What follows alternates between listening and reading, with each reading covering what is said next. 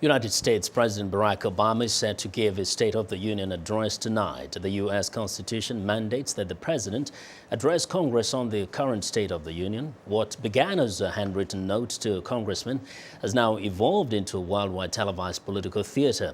VOA's Laurel Bowman asks the question, just what is the State of the Union address today?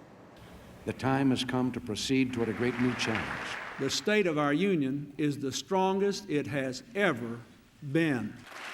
For the first time in 2 decades, Osama bin Laden is not a threat to this country.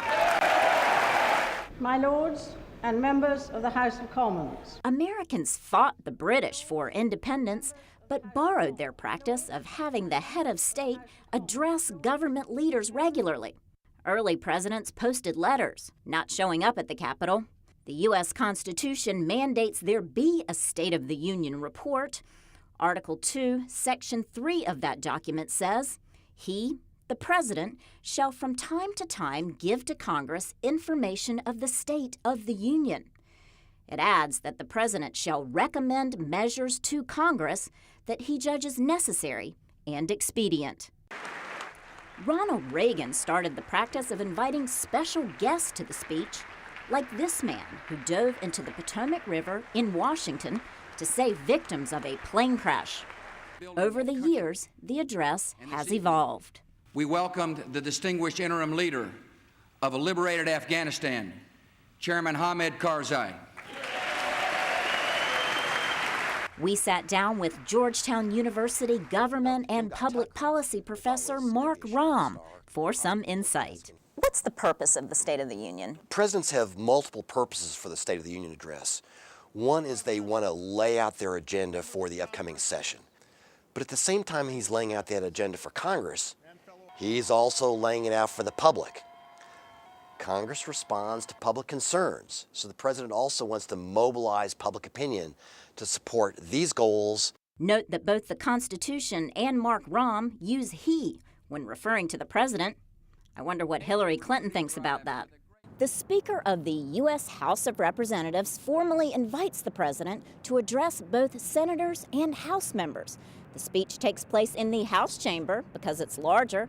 Rahm says that these days the address is both substantive but also dramatic. I ask you to pass a real patience bill of rights. The president says what his agenda is.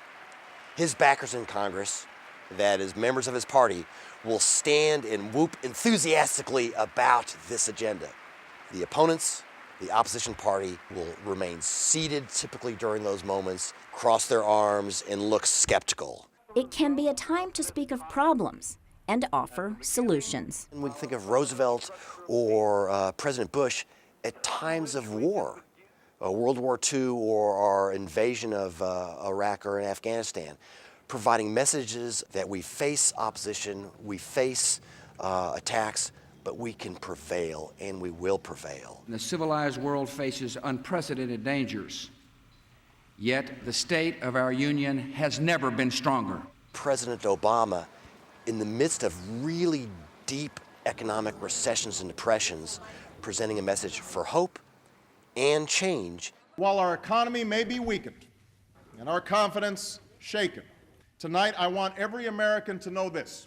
We will rebuild, we will recover, and the United States of America will emerge stronger than before.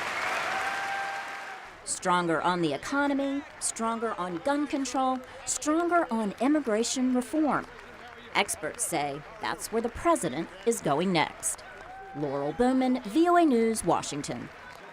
Well, be sure to join VOA for complete live coverage of President Obama's State of the Union address beginning Wednesday at 1:30 UTC after the speech. Join us online at voanews.com for a Google Plus Hangout conversation starting at 04:05 UTC. Now, for more information on any of today's stories, please visit us online at voaafrica.com. You can also visit us on Facebook. Just search for VOA in Focus.